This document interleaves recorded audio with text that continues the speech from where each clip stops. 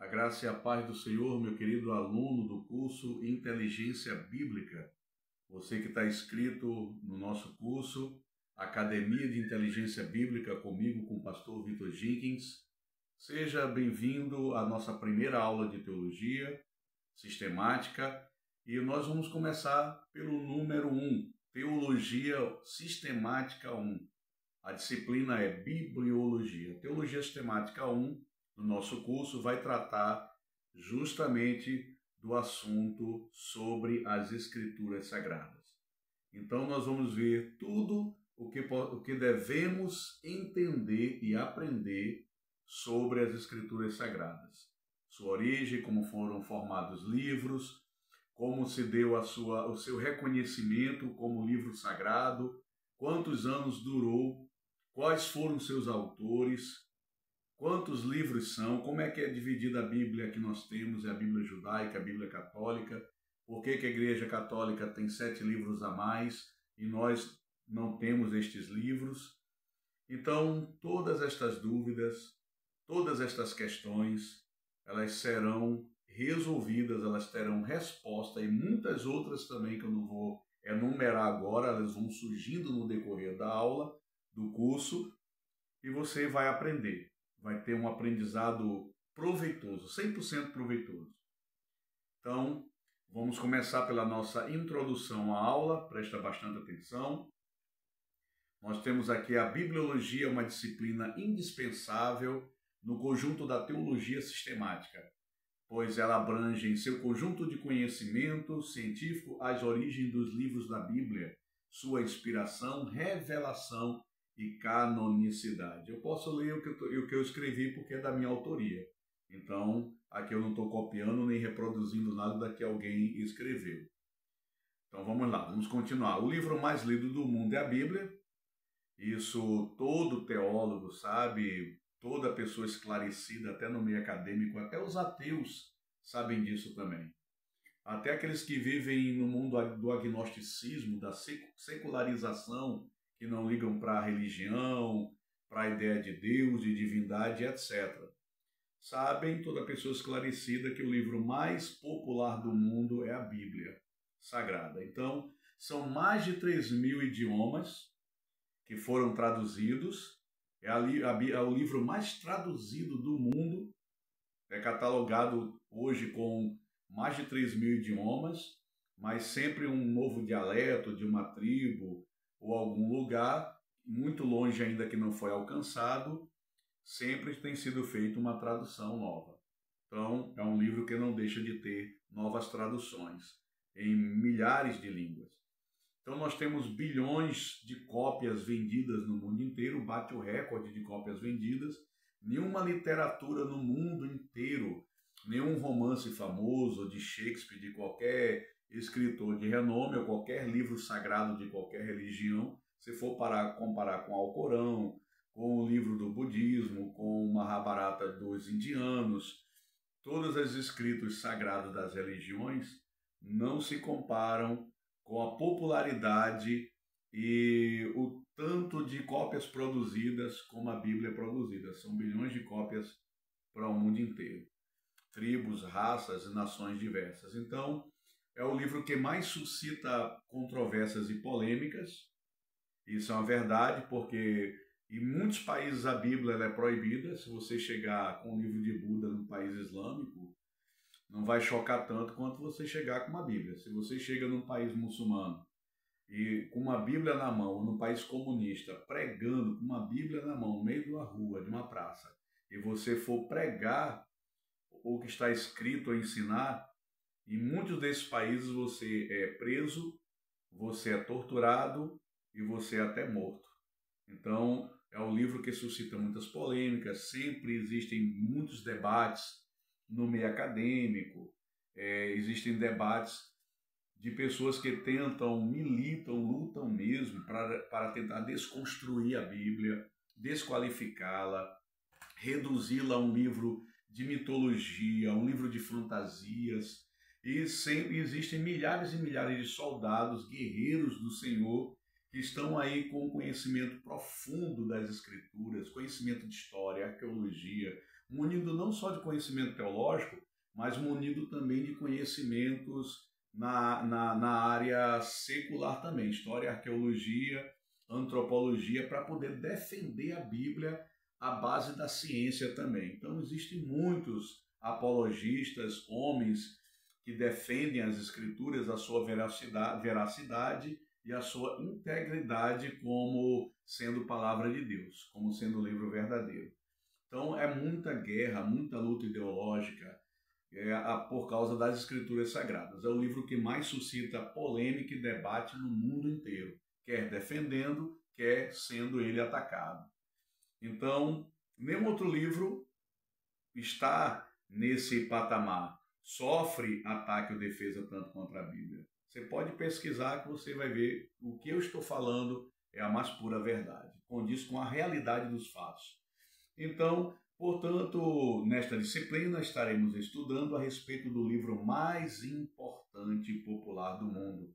Não é à toa que no século XVI o inventor da imprensa, o alemão Johannes Gutenberg, para testar a sua invenção, imprimiu a primeira cópia impressa da Bíblia. Então, queridos, Johannes Gutenberg, ele foi o inventor da imprensa, ele foi contemporâneo de Lutero.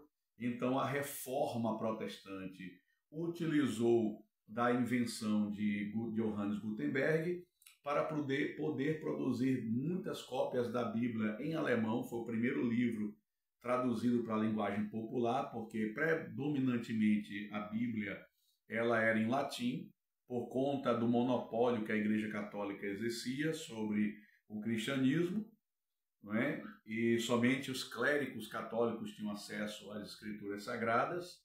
Portanto, ela ficou popular através da imprensa, inventada por Johannes Gutenberg, através dessa máquina de imprimir. Muitas cópias foram impressas em língua alemã, chegou ao conhecimento do camponês, do povo do campo, do povo humilde, do povo simples, que não sabia nem grego, nem hebraico, nem latim.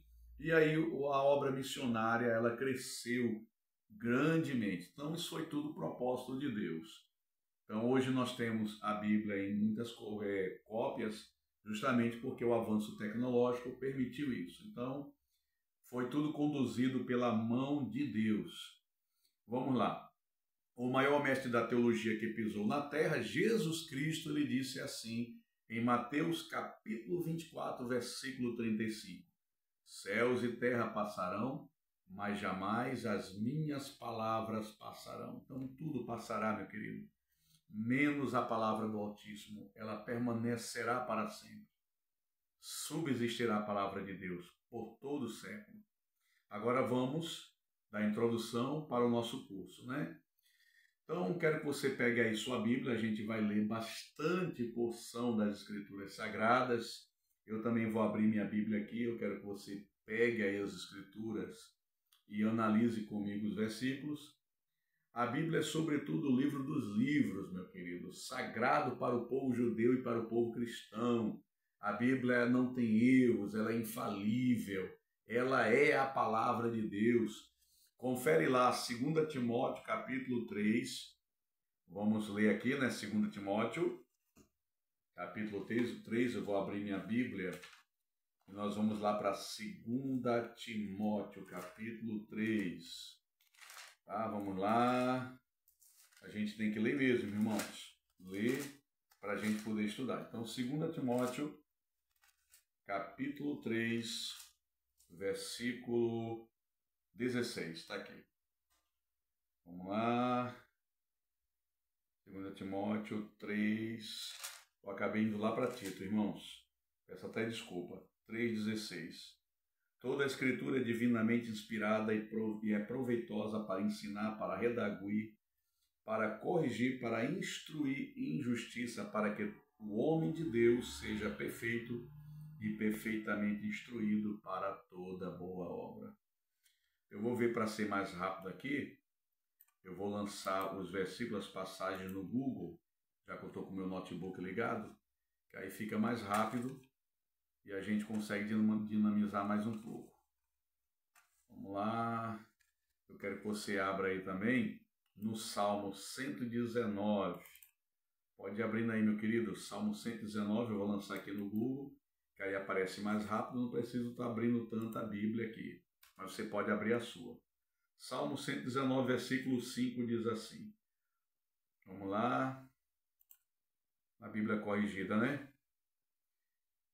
Deixa eu ver aqui. Lâmpada para os meus pés é a tua palavra e luz para o meu caminho. Louvado seja o nome do Senhor. Agora vamos voltar aqui. Quero que você abra também Hebreus, capítulo 4, versículo 12. Hebreus, capítulo 4, versículo 12. Confere aí na tua Bíblia, tá? Vamos lá. Eu vou entrar aqui no Google e vou lançar o texto e a gente vai ler o texto. Vamos lá. Hebreus, capítulo 4, versículo 12, diz assim: Pois a palavra de Deus é viva e eficaz. Pois a palavra de Deus é viva e eficaz, e mais afiada que qualquer espada de 2 gumes, ela penetra ao ponto de dividir alma e espírito, juntas e medulas, e julga os pensamentos e intenções do coração. Olha que maravilha. E na apostila você vai ter aí, quem está fazendo o curso, né? E tem em mãos a apostila que eu enviei em PDF, você vai ver muito mais passagens bíblicas. Eu não vou ler todas para o vídeo não ficar muito longo e ficar muito enfadonho. Mas na sua apostila você ainda tem Mateus 4:4 e você ainda tem Evangelho de João 17:17 para você conferir. Tá bom? Então vamos lá, vamos adiantar. Vou tirar isso aqui que está atrapalhando a movimentação do mouse. Né? Pronto, o mouse fica melhor para movimentar sem o livro que eu coloquei aqui embaixo. Bom, então a Bíblia é uma pequena biblioteca, por isso que o nome é Bíblia. O próprio nome Bíblia vem de biblioteca, é a união de 66 livros. Se você andar com uma Bíblia na mão, meus parabéns, você está andando com uma biblioteca debaixo do seu braço, você está segurando na sua mão uma biblioteca. Porque a Bíblia é isso, a Bíblia é uma reunião de 66 livros, é uma biblioteca portátil. Você sabia disso? Então, são 66 livros. Foi escrita basicamente em 2 idiomas. Escrita no hebraico, no grego, koiné, e uma porçãozinha do aramaico, né? Algumas passagens. Tem um pouquinho de aramaico também, que é uma língua bem similar ao hebraico. É tipo uma diferença entre o português e o espanhol. Então, nós temos a Bíblia foi escrita por 40 autores em épocas diferentes, num período de 1.600 anos. Então você tem 40 homens, e esses 40 homens foram escolhidos por Deus, inspirados pelo Espírito de Deus, para escrever a palavra de Deus, relatá-la em livro, escrever aquilo que Deus estava mandando eles escreverem, pela influência, pelo sopro de Deus, que é o seu Espírito Santo. Então, Deus os inspirou por obra do seu Espírito, eles escreveram aquilo qual Deus mandou que eles escrevessem para a instrução do seu povo, de Israel e da sua igreja. Então, vamos lá. Então, nós temos homens, mais de 40, são 40 homens, mais de 40 não, 40 homens mesmo. E esses homens, eles são de diversos ofícios. Então, você vai ter aí Moisés, príncipe do Egito, versado em toda a ciência. Você vai ter Amós, que era um pastor de ovelhas e um agricultor, um homem do campo. Você tem Isaías, que era um nobre príncipe, escriba, primo do rei Uzias de Judá, de linhagem real. Você tem Paulo, que era um teólogo, um fariseu. Você tem Lucas, que era um médico. Você tem João e Pedro, que eram pescadores. Então você tem pessoas aí de várias profissões, ofícios, posições sociais, que foram levantados por Deus para escrever as Escrituras Sagradas.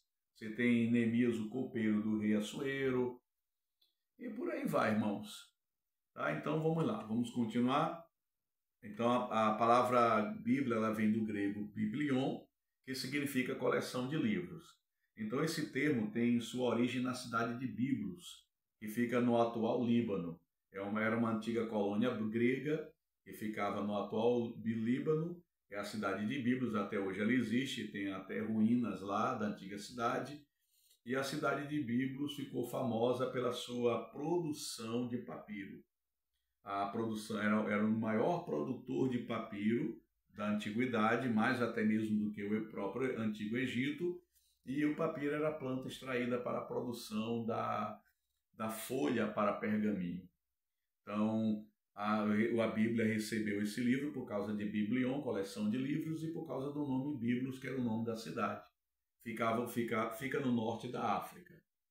Então, a própria Bíblia ela tem a sua própria autodescrição. A Bíblia ela também se autoapresenta. Então, quero que você veja aí Mateus, você abra a sua Bíblia, Mateus capítulo 21, versículo 42. Eu vou lançar aqui também no Google Chrome, porque aí eu vejo o versículo de forma mais rápida aqui também. Vamos lá. Disse-lhe Jesus: nunca leste nas Escrituras a pedra que os edificadores rejeitaram? Essa foi posta como pedra de esquina. Deixa eu ver aqui. Disse-lhe Jesus: nunca leste nas Escrituras a pedra que os edificadores rejeitaram? Esta foi posta como pedra de esquina. Pelo Senhor foi feito isso, maravilhoso aos nossos olhos. Ou seja, o que você tem que destacar aí é que Jesus está chamando a Bíblia de Escrituras. Então, o nome pelo qual a Bíblia ela se apresenta é como Escrituras. Você nunca vai encontrar o nome Bíblia na Bíblia. Esse nome quem deu foram os cristãos que deram esse nome, né? No terceiro século. Mas as Escrituras, a Bíblia, ela se autodenomina como Escritura. Agora vamos ver também que ela é denominada também nela mesma como o livro do Senhor. Vamos lá, vamos abrir outra passagem bíblica aqui, você vai abrir aí na sua Bíblia, é Isaías 34, versículo 16.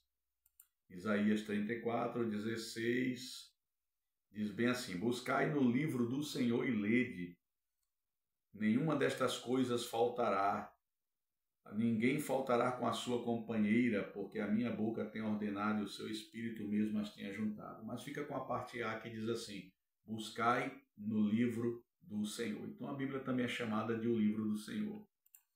Vamos lá, pegar mais referência. Lá em Marcos, capítulo 7, versículo 13, a Bíblia também é chamada de Palavra de Deus. É como nós mais conhecemos, Palavra de Deus. Deixa eu colocar de novo aqui no Google para ver referência, que é mais rápido, vai sair mais rápido do que eu abrir a Bíblia, né? Então vamos lá. Marcos 7,13 diz assim: invalidando assim a palavra de Deus pela vossa tradição, que vós ordenaste, muitas coisas fazeis semelhante a estas. Então aqui se chama a palavra de Deus. Vamos ver qual é outro nome que é dado também às Escrituras Sagradas.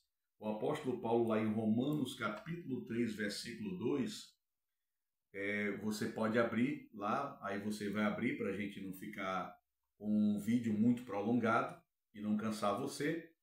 Você pode ir lá em Romanos capítulo 3, versículo 2, está aí também na sua apostila, o apóstolo Paulo vai chamar de oráculos de Deus a palavra. Você vai ver o salmista também no Salmo 119, versículo 1 e 18, chamando a Bíblia de a lei do Senhor. Você vai ver também o apóstolo João na sua primeira carta, 1 João capítulo 5, versículo 3 e versículo 4, ele chamando a Bíblia de os mandamentos de Deus, os mandamentos de Cristo. Você vai ver também no Salmo 119, 22, 24, o salmista chamando a Bíblia de testemunhos. Em Deuteronômio capítulo 4, versículo 40, Moisés chama de estatutos do Senhor Deus. E o Salmo 119, versículo 23 e 26, vai chamar a Bíblia de juízos, e o Salmo 119, versículo 15 e 27, de preceitos. Okay? Então, tudo isso aí você pode ler. Se você acompanhar esse vídeo com a apostila, você leia todas essas passagens. Eu as citei aqui, mas não deixe de ler na sua Bíblia, para você absorver melhor o ensino. Então, vamos ver sobre o Antigo Testamento. O Antigo Testamento na Bíblia judaica está dividido de forma muito diferente do que da Bíblia cristã. Então, na Bíblia judaica, os judeus eles só reconhecem o Velho Testamento. Eles não têm Novo Testamento, que eles chamam de Bereshit. A Bereshit é o Novo Testamento e para eles é um livro cristão, sagrado para os cristãos. Mas para eles não é um livro como outro qualquer. Então os judeus não reconhecem a Jesus Cristo como Mashiach, como Messias, o Cristo. Para eles ainda estão esperando o Cristo ainda, o Messias, vir. E aí eles só reconhecem o Velho Testamento como escrituras sagradas. Eles dividem a Bíblia em 3 partes. Eles dividem a Torá, que é a lei de Moisés, que são os 5 primeiros livros da Bíblia, Gênesis, Êxodo, Levítico, Números e Deuteronômio. Então, o que nós chamamos de Pentateuco, que são os primeiros 5 livros da Bíblia, os judeus eles chamam de a Torá, a lei de Moisés. Aí, em seguida, eles dividem os demais, o Nevim como os profetas. Os profetas é composto por todos os livros proféticos, tanto os profetas maiores como os profetas menores, começando em Isaías, terminando em Malaquias. Algumas porções de outros livros que contêm alguma profecia, ele também os incorporam. Então nós temos aí Torá, primeiro, lei de Moisés, Nevim, os profetas, e nós temos em seguida a terceira e última divisão, que é o Ketuvim. O Ketuvim são os escritos, são os livros históricos e os livros poéticos, né? Então nós temos aí os livros históricos, Esdras, Neemias, Ruth, aí temos também 1ª e 2ª Reis, 1ª e 2ª Samuel, todos os livros de crônicas, Juízes e Josué e etc. Então todos os livros históricos, eles são chamados de Ketuvim. E os escritos que são os poéticos, Salmos, Provérbios, Cantares, Salomão, Eclesiastes. Então, eles juntam tudo isso e nomeiam como os escritos. Eles não fazem a divisão mais complexa e mais detalhada que nós cristãos fazemos. A Bíblia deles é bem simples mesmo. Então, soma-se, portanto, um total de 24 livros na Bíblia judaica, tá? Pelo fato de alguns livros não possuírem as divisões que nós possuímos nas nossas Bíblias. Por exemplo, vou dar só um exemplo aqui. 1ª e 2ª Samuel, para eles não existe. Tudo é Samuel, livro de Samuel. 1ª e 2ª Reis não existe, é só Reis. Então, eles juntam, tem muitos livros que eles juntam tudo e formam um livro só. Não fazem as divisões que nós fazemos. Então, por isso que a Bíblia deles é só 24. Já nós não. A nossa Bíblia tem 39 livros só do Velho Testamento. Por quê? Porque as nossas divisões são mais complexas e mais detalhadas. Mas por que isso? Porque os cristãos, para estudar melhor a teologia, se aprofundar, decidiram dividir em versículos, em subtítulos, em temas, em capítulos, e fazer divisões mais detalhadas para poder facilitar a pesquisa e o estudo da teologia. Isso aí é uma coisa nossa cristã mesmo. Isso aí não invalida as escrituras, não distorce as escrituras. O que é pecado é você acrescentar o que não está escrito, retirar o que está escrito e distorcer, adulterar o texto bíblico original. Isso aí é pecado e é maldito todo aquele que comete isso, segundo a palavra de Deus. Mas você dividir de qualquer forma, de forma sistemática, para facilitar a leitura, a análise e o estudo, isso aí é muito bom. Então nós vamos para o Novo Testamento. Como é que é dividido o Novo Testamento? O Novo Testamento é composto de 27 livros, todos abordam o mesmo tema central: o Senhor Jesus Cristo, a sua vida e obra, a bibliografia de Cristo. Nós temos aí a mensagem profética de Jesus, a sua doutrina e a sua segunda vinda gloriosa, a culminação da história do final dos tempos. Então, o Novo Testamento é a revelação plena da pessoa de Jesus e a sua mensagem em todos os livros, de Mateus a Apocalipse. Então, toda a Bíblia aponta para Cristo, até o Velho Testamento aponta para Cristo também. Então, você tem vários arquétipos de Jesus, simbologias de Cristo no Velho Testamento. Abraão, quando ia sacrificar Isaac, a mandado do Senhor, no Monte Moriá, aquilo ali significa Deus dando o seu próprio filho em sacrifício por nós. Quando você vai ver Josué conduzindo o povo de Israel em batalha, conquistando, vencendo seus inimigos e conquistando Canaã, a terra prometida, e levando o seu povo à promessa e ao descanso da terra prometida. Ali Josué simboliza Jesus vencendo os nossos inimigos, o diabo, o mundo e o pecado e a carne, a morte, e nos dando vitória, nos conduzindo ao reino do seu Pai, às mansões celestes, nos conduzindo à promessa. Então, todas as escrituras sagradas, de Gênesis, Apocalipse, Velho e Novo Testamento, apontam Cristo. Eu poderia passar aqui nesse vídeo horas e horas falando de arquetipias, simbologias do Velho Testamento que casam com a pessoa do Senhor Jesus Cristo. Mas a gente não vai fazer isso, tá? Então, isso aí vai ficar para um outro assunto, para uma outra disciplina que trata melhor desse assunto. Então, vamos lá. A vida e obra de Jesus está nos evangelhos. Os evangelhos Mateus, Marcos, Lucas e João vai tratar de quê? Vai tratar da bibliografia de Jesus, a vida e a obra de Cristo. Estão lá escritos nos 4 evangelhos. Aí em seguida nós temos a história da formação da igreja e a obra e o início da igreja e da obra missionária, que é Atos dos Apóstolos.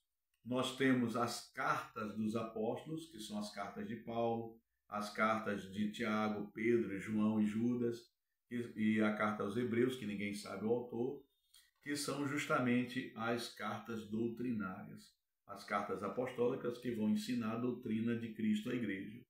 Nós temos aí em seguida, para terminar, a doutrina cristã apostólica, né, como eu já falei, para terminar, a profecia escatológica, que é o Apocalipse, que é o final de todas as coisas.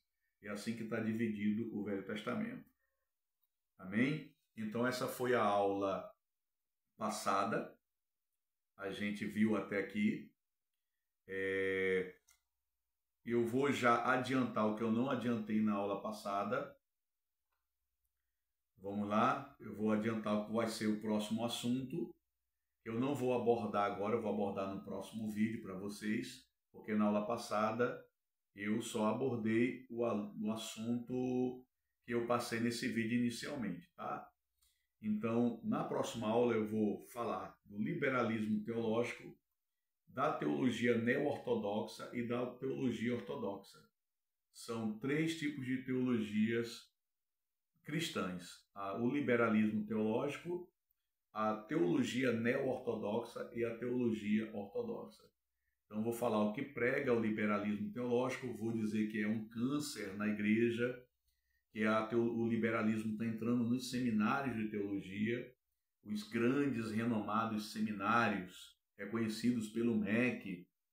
E o liberalismo teológico está corroendo como um câncer esses seminários.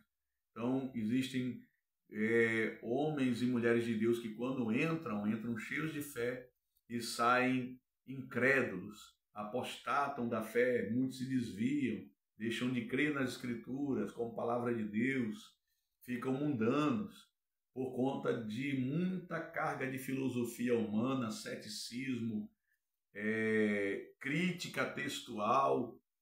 Isso aí é a teologia crítica. Ou seja, é uma teologia para examinar de forma crítica as Escrituras e não fazer uma análise de aplicação espiritual ou de, vamos dizer assim, de captação de conteúdo de Deus para pregar a palavra e para ensinar a palavra. Então a teologia liberal ela quer só analisar nas lentes da criticidade, de forma crítica, duvidosa, as Escrituras, para poder reduzi-la a um livro como qualquer outro. E a Jesus como um mero homem que fez a diferença no mundo, revolucionou, ou um mestre da sabedoria, ou algo assim, entendeu? Então, nós vamos ver o neo-ortodoxia, que é meio termo, e uma teologia mais light, e a ortodoxia, que é a teologia radical fundamentalista mesmo, que é a que eu acredito, que eu defendo. Então, vai ser o próximo vídeo vai ser bem interessante e aguarde o nosso próximo vídeo. Que Deus te abençoe em nome de Jesus. Bom estudo.